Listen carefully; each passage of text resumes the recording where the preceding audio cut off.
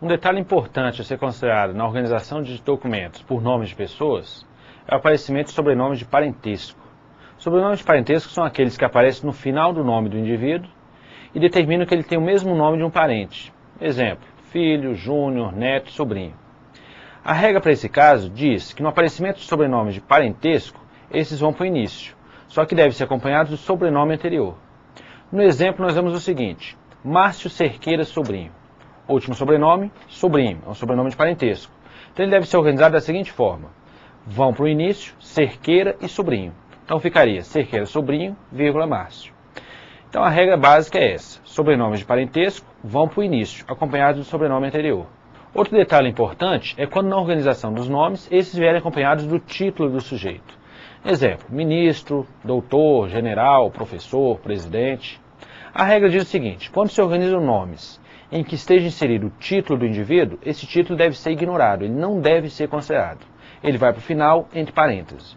Exemplo, ministro Jorge Cardoso. Ministro é título, Jorge Cardoso é o nome do indivíduo. Então a organização é feita pelo nome, ignora-se o título. Cardoso, vírgula, Jorge. E o título, que no princípio foi ignorado, não foi considerado, vai para o final, entre parênteses. Então, Cardoso, vírgula, Jorge, entre parênteses, ministro. Outra situação é na organização de nomes de pessoas estrangeiras. Para nomes estrangeiros existe uma regra básica. A organização é feita pelo último sobrenome. Exemplo, George Walker Bush. Sobrenome final, Bush. Então a organização ficaria Bush, vírgula, George Walker.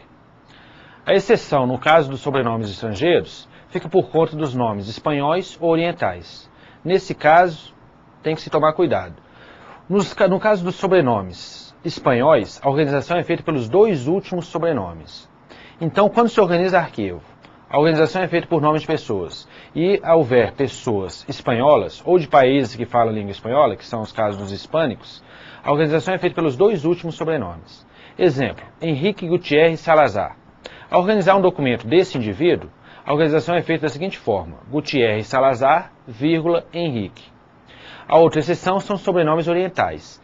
Nesse caso, os sobrenomes não devem ser alterados. Eles devem ser organizados da forma que eles se apresentam. Exemplo, Li Yutang, é um nome chinês. Então a organização é feita da mesma forma que ele é apresentado. Não se deve levar o último sobrenome para o início. Osama Bin Laden é um nome árabe. Então nos nomes orientais também estão incluídos os nomes árabes. Nesse caso, fica do jeito que ele apresenta.